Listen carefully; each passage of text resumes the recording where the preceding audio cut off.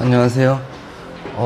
오늘도 이제 양도세 얘기를 할 건데, 오늘은 이제 토지 양도 한번 얘기해 볼게요. 토지 양도권인데, 토지는, 이제 예전에 매매를 했다가, 이제 취득을 했다가 양도를 하는 경우인데, 그럴 때 제일 이제 좀 흔한 케이스가 이제 토지 상속권이 진짜 많아요. 그렇죠? 그런데, 토지 상속권에 대해서는 이슈가 이제 몇 가지가 있어요. 그럼 첫 번째가 토지 상속권을 확인해야 되는 게 이제 그러니까 취득가액을 산정을 잘해야 됩니다. 취득가액 산정은 그 상속 당시 이제 상속세 신고를 했으면 그 신고가에 있는 이제 그 평가된 신고가액으로 이제 그렇게 들어가야 되고, 보통 상속세 신고를 안 하시는 경우가 많죠. 그렇게 되면은 그때 당시 이제 기준시가로 취득가액이 됩니다. 그렇게 되고, 자, 그리고 이제 양도가액은 현재 이제 양도를 하게 되는 상황이니까 양도가액은 나올 것이고, 그럼 보통 이제 기준시가 옛날에 이제 상속받을 당시에 기준시가니까 좀 취득가액 낮은 양도차익이 크겠죠? 자, 그렇게 되면 이제 세금이 조금 나올 텐데, 자, 그렇게 될 때, 일단 중요한 게 이제 토지는 비사업용 토지라는 개념이 있어요. 그러니까 사업용 토지, 비사업용 토지라는 게 있는데, 그 구분하는 방법은 그 토지의 지목에 따라 다 조금씩 다릅니다. 방법은 다른데,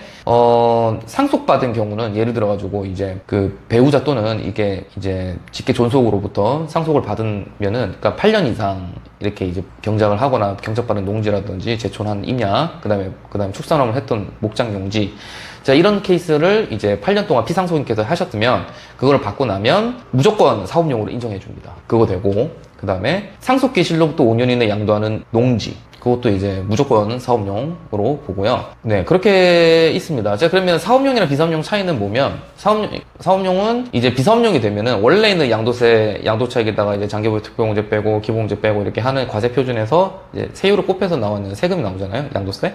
거기에 10%가, 그러니까 거기에 양도 과세 표준 10%가 또 붙어요. 비사업용이라고. 그러니까 중과세죠, 중과세. 그렇게 되기 때문에 양도차익이 크면, 예를 들어 양도차익이 한 5억 나왔다. 그럼 5천만 원 더 내야 되는 겁니다.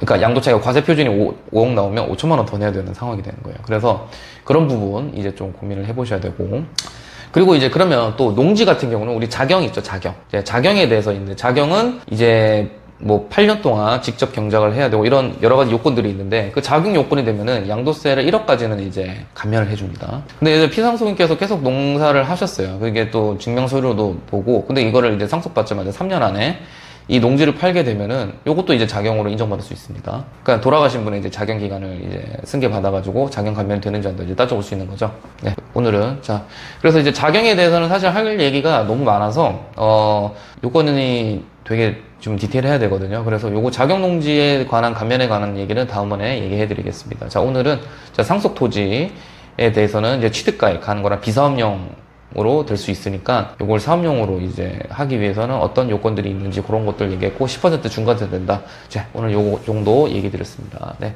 감사합니다.